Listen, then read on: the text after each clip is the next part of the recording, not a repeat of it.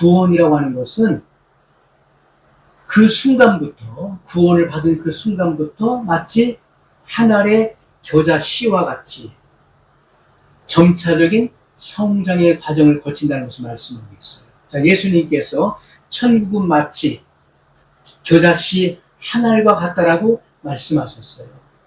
자, 그 씨는 본래 모든 씨보다 가장 작은 씨인 것입니다. 지극히 작은 씨예요. 하지만 그 씨가 땅에 심겨져서 성장하게 되면 어떻습니까? 큰 가지들을 뻗치면서 큰 나무를 이루는 거예요.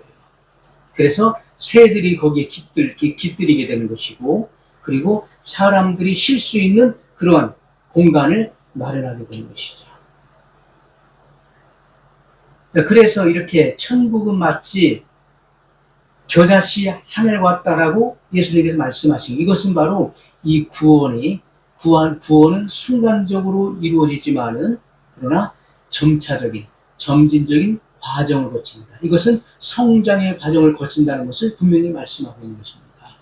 또한 다른 측면에서 우리가 조명해 보면은 모든 죄로부터 마음이 깨끗해지며 하나님과 사람을 향하여 순결한 사랑으로 충만해질 때까지 이 구원은 점점 성장과 장성한 과정을 거친다는 것을 우리에게 알려주고 있는 것입니다.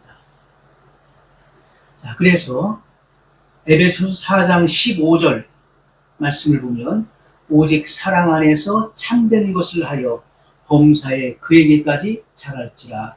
그는 머리니 곧 그리스도라. 자, 그가 누굽니까? 그리스도를 말하는 거예요. 우리의 목표는 그리스도인 것입니다. 예수 그리스도께서 우리의 지향할 목표가 되시는 거예요. 지향할 목적이 되시는 것입니다. 오직 사랑 안에서 참된 것을 하여 범사에 그에게까지 자랄지라. 그리스도의 장성한 분량에까지 도달해야 될 것을 명령하고 있는 것입니다. 그는 머리니 곧 그리스도라. 또 4장 13절에 보면 오늘 본문을 다시 읽습니다. 우리가 다 하나님의 아들을 믿는 것과 아는 일에 하나가 되어 온전한 사람을 이루어. 자, 온전한 사람, 이 전인적인 하나님의 사람을 말하는 거예요. 그리스도의 장성한 분량이 충만한 데까지 이르리니. 자, 우리가 거듭났다는 것은요, 새로운 탄생을 의미하는 것이죠. 그래서 우리가 거듭남, 영어로 born again, 우리의 교리로 중생, 또 다른 말로 신생이라고 표현하는 것입니다. 이것은 새롭게 태어났다는 거예요. 보라, 새 것이 되었도다. 그리스도 안에 있는 사람은요, 새로운 피조물인 것입니다. 그래서 보라, 새 것이 되었도다라고 성경은 고린도후서에는 증거하고 있는 것이죠. 새로운 피조물, 새로운 탄생을 의미하는 거예요. 허물과 죄로 죽었던 그 영이 다시 살아났다는 것입니다. 그래서 이 본 어게는 새로 난다, 위로부터 난다, 다시 난다는 뜻을 갖고 있어요. 위로부터 난다는 것은 곧 하나님께로부터 태어났다는 것을 입증하는 것입니다. 사람은 거듭나야 된다. 이 두 번 나야 된다는 거예요. 그래서 한 번 난 사람은 두 번 죽는 것이고, 두 번 난 사람은 한 번만 죽으면 된다는 말이 있어요. 자, 이 말은 확실히 맞는 말인 것입니다. 자, 사람이 한 번만 난 사람은 어머니 모태에서 한 번 난 것을 의미하는 거예요. 그 사람은 두 번 죽어야 되는 거예요. 첫 번째 죽음은 영육이 분리되는, 그 육체의 생명이 다해서 육체의 생명이 끊어질 때 영육이 분리되잖아요.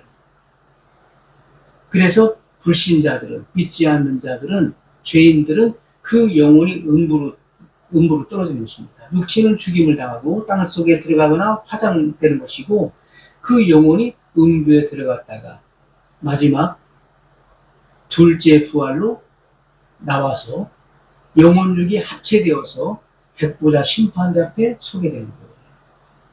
그래서 불과 유황이 타는 곳에 참여해야 된다. 그것이 바로 둘째 사망인 것입니다. 그래서 한 번만 난 사람은 두 번 죽여야 되는 거예요.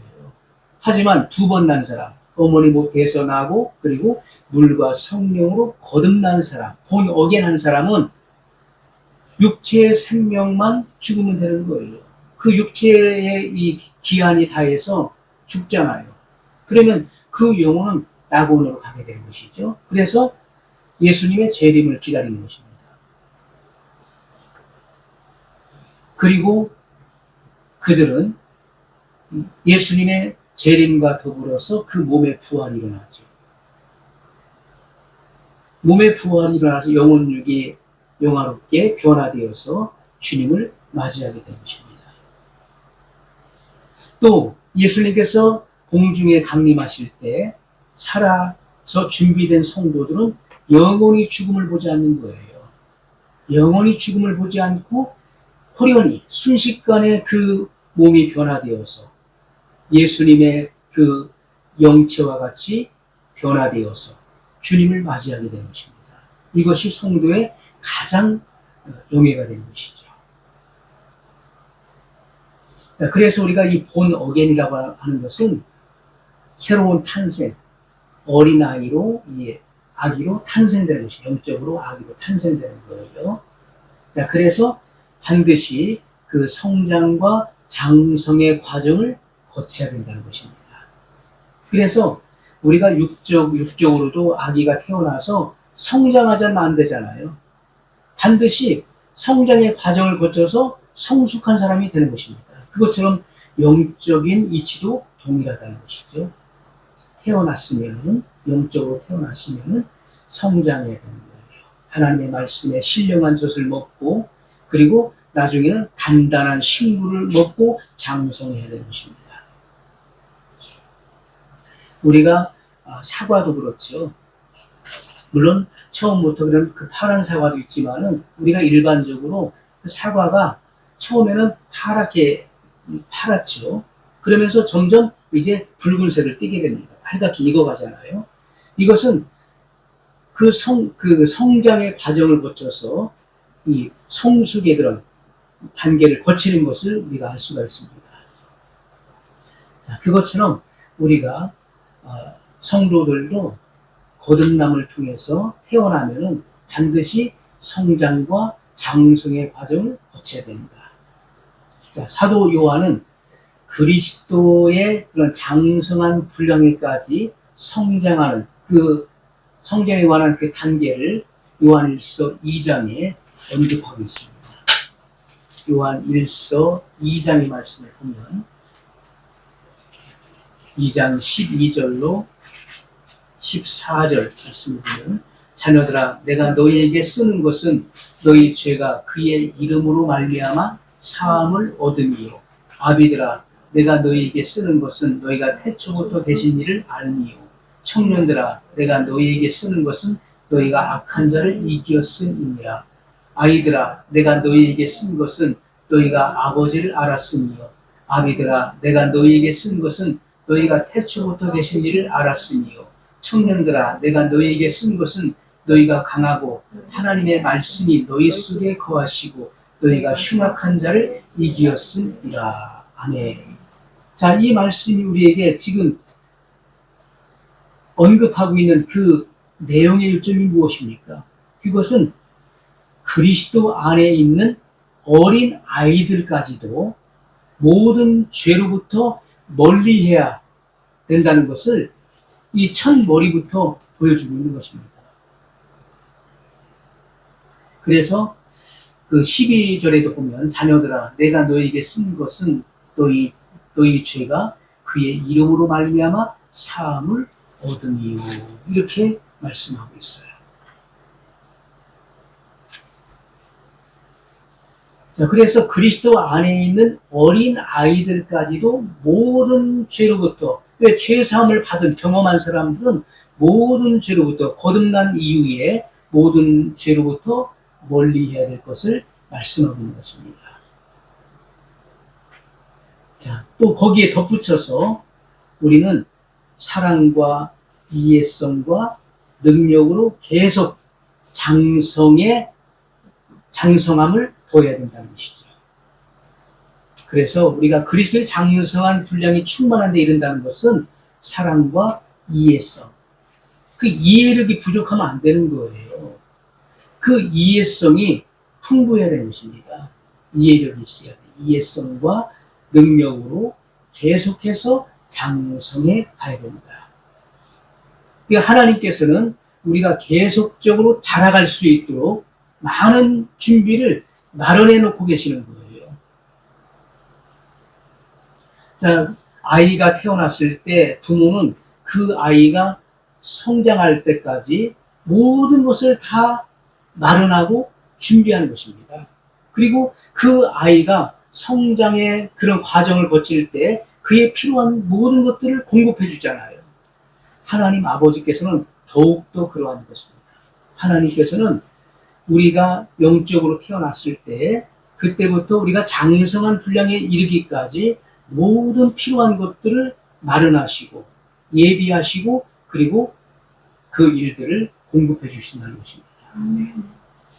자, 하나님의 말씀의 그 말씀은 여러 가지 목적이 있지만은 그 중에 하나가 우리를 장성케 하는 목적으로 주어진 것입니다. 우리를 장성케 하시는 것이다. 자, 우리가 사도 베드로가 이에 맞는 이 말씀을 지금 그 성령의 감동으로 기록하고 있어요. 베드로전서 2장 2절의 말씀을 보면 사도 베드로가 무엇을 증거하고 있는지 베드로전서 2장 2절의 말씀입니다. 갓난 아이들같이 순전하고 신령한 젖을 사모하라. 이는 이로 말미암아 너희로 구원에 이르도록 자라게 하려 함이라. 아멘. 자, 갓난 아이들같이 순전하고 신령한 젖을 사모하라. 아이들이 이제 막 태어난 그런 아기들이 뭘 사모합니까? 젖을 사모하죠. 젖. 젖은 그 생명과 같은 거예요. 그것처럼 우리가 영적으로 거듭난 모든 그리스도인들은 신령하고 순전하고 신령한 젖을 사모해요. 이것이 바로 말씀의 젖을 의미하는 것입니다. 하나님 말씀을 사모해야 돼요. 예수님께서도 사람이 떡으로만 살 것이 아니요 하나님의 입으로 나오는 모든 말씀으로 살 것입니다. 마태복음 4장 4절에 분명히 기록된 말씀이에요. 하나님 말씀을 영의 양식으로 취할 수 있어야 되는 거예요. 자, 이는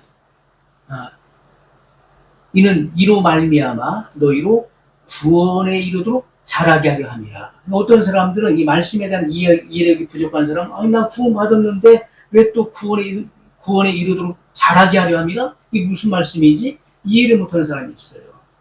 이것은 구원은 우리가 순간적으로 받는 것이지만은 그 구원을 받았다는 것은 구원의 시작을 의미하는 것입니다. 그래서 이 구원의 완성에 이르도록, 구원의 완성은 곧 몸의 구속을 의미하는 거예요. 그래서 예수님의 재림 때에 몸의 구속이 완성되어지는 것이죠. 몸의 구속이 이루어지는 것입니다. 그래서 이 구원에 이르도록 자라게 하려 함이라 이렇게 말씀하고 있는 것이죠. 우리가 몸의 구속이 지금 이루어졌다면 질병에 노출돼서는 안 되는 것이고요. 죽음도 있어서는 안 되는 것입니다. 우린 연약한 체질과 이 몸을 가지고 있는 거예요. 한계성을 가지고 있는 거예요. 그러나 몸의 구속이 이루어지는 그날에는 영화롭게 변화되어서 영체로 변화가 되어서 질병도 없고 그리고 불에 타지도 않고 물속에 들어가도 그 호흡이 끊어지지 않는 것이고 강한 몸을 입게 된 것입니다. 하늘에 살기에 편리한 몸을 입게 되는 거예요. 그리고 죽지 않는 몸을 입게 되는 것입니다. 영생의 몸을 입게 되는 것. 그것이 바로 우리의 그 몸의 구속이 이루어졌다는 것을 입증할 수 있는 것입니다. 영혼육이 온전한 하나님의 사람을 이룬다. 그래서 전인적인 하나님의 사람으로 완성되는 것을 말씀하고 있는 것입니다. 그래서 사도 베드로는 갓난 아이들 같이 순전하고 신령한 젖을 사모하라. 그래서 거듭난 모든 그리스도인들은 이렇게 순전하다. 하나님 말씀에는 흠이 없는 것입니다. 하나님 말씀에는 그 어떤 결점을 찾아볼 수가 없는 거예요. 완전한 것입니다. 순전하고 신령한 젖을 사모하라는 거예요.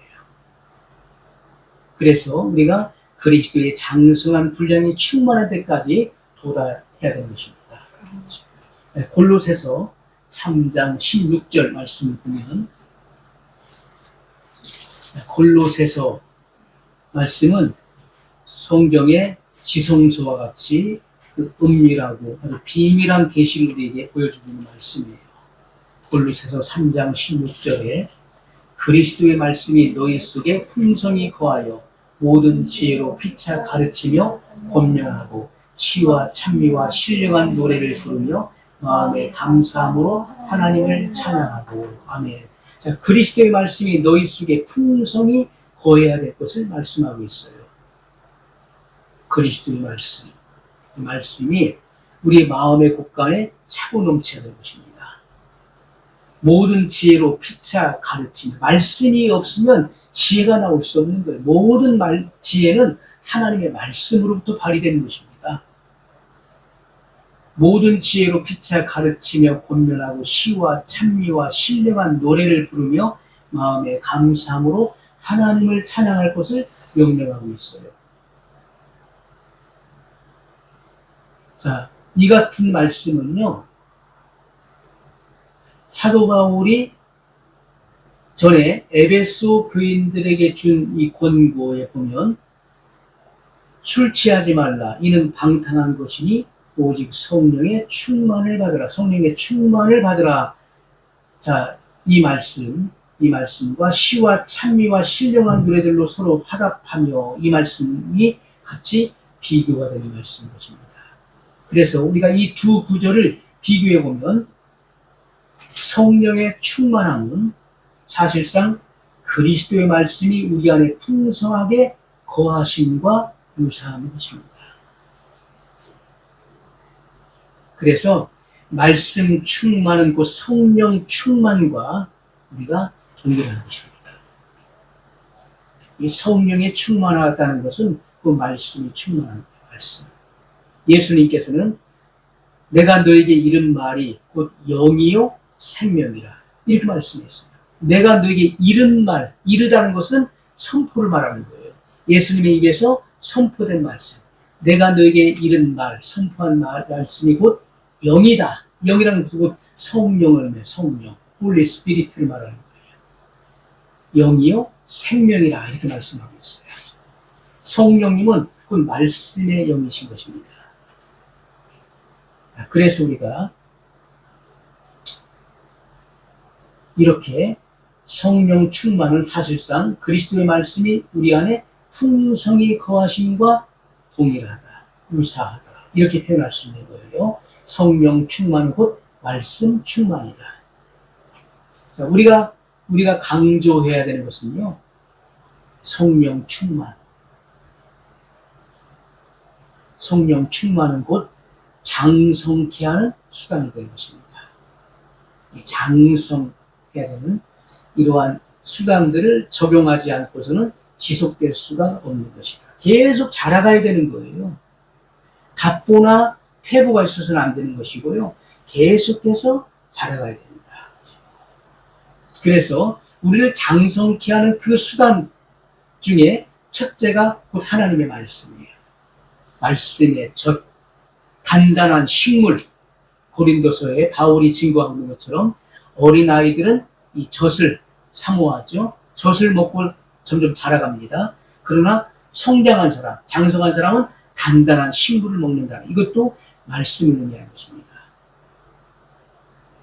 그래서 우리가 영적으로 어릴 때에는 그 이해력과 그 사고, 그 판단력이 그 수준에 머물러 있는 거예요. 하지만 성장하고 성숙하고 완숙한 단계에 이르게 되면은 깊게 사고하는 것입니다. 그 이해력이 더 풍성해지는 거예요. 많은 사람들이요, 이 신앙의 수준을 볼 수가 있는 거예요. 신앙의 수준이 약한 사람들은요, 그 이해력도 짧은 것입니다. 그 생각, 사고하는 것이 굉장히 짧고, 그 사람이 수준에 걸맞는 그런 사고를 하는 거예요. 이해력도 마찬가지고요. 판단하는 것도, 행동하는 것도 그 수준에 맞게끔 행동하는 것을 볼 수가 있습니다. 하지만 그 신앙이 성장해서 장성한 그런 분량이 이런 사람들은 그 그 사고력이 깊은 것입니다. 깊게 사고하는 것이죠. 희생을 감수하는 것이고 그 어떠한 핍박도 무릅쓰는 것이고 주님을 위해서 온전히 헌신한다. 우리가 헌신한다는 것은 몸을 바친다는 말인데 몸을 바치기 이전에 먼저 마음이 들어지는 것입니다. 그래서 우리가 깊은 의미에서 헌신한다는 것은 몸과 마음을 주님께 다 드렸다는 거예요. 우리가 생명을 유지해주는 모든 원천은 어떻습니까? 우리가 육체의 생명을 유지해주는 모든 원천은요, 공기. 우리가 공기가 없으면은 살 수가 없는 것입니다. 한순간도 우리가 지탱하기가 어려운 거예요. 그래서 육체의 생명을 유지해주는 가장 근본적인 이 원천은 바로 공기, 그리고 물, 음식, 자, 이런 것들인데, 이런 것들에서 단절되면 인간의 생명은 한순간도 살아남을 수가 없는 것입니다. 마찬가지로 성령 안에 있는 우리의 생명도 원천을 갖지 않으면 살아갈 수가 없는 것이다. 그 원천은 그 하나님 말씀인 것입니다. 말씀이 없는데 어떻게 살아갈 수 있습니까? 말씀은 우리에게 공급되는 신령한 물입니다. 생명수예요. 말씀은 곧 우리가 먹어야 될 식물, 영적 식물인 것입니다. 이러한 것들이 단절되고 차단되면 절대로 성장할 수가 없는 것입니다. 그래서 이러한 부분에 대한 이해력이 짧기 때문에 많은 교인들 중에서 신앙의 성장에, 신앙생활에 실패를 거듭하고 있는 것입니다. 뭐가 뭔지를 모르는 거예요. 그냥 교회만 출석하면 되는 것으로 생각하고 주일 성수만 하면은 자기 의무를 다했다고 생각하는 거예요. 그래서 껍데기 신자에 불과한 것입니다. 겉모습은 신앙인인데 종교인에 머물러 있는 거예요. 성장이 무엇인지, 어떻게 그 영이 성장하는지, 어떻게 장성한 분량에 이르는지 전혀 알지 못하고 신앙생활하고 있다는 거예요. 자, 그래서 이 감각적인 또 이 지식에 머물러 있는 그런 신앙, 우리는 이 말씀의 신령한 젖을 체험해야 되는 것이고 단단한 식물을 공급해주는 이 말씀을 체험해야 되는 것입니다. 그래서 우리의 성장이 계속해서 이루어져야 됩니다. 그리스도의 장성한 분량이 충만한 데까지 도달해야 됩니다. 성경은 분명히 우리에게 증거하고 있는 것입니다.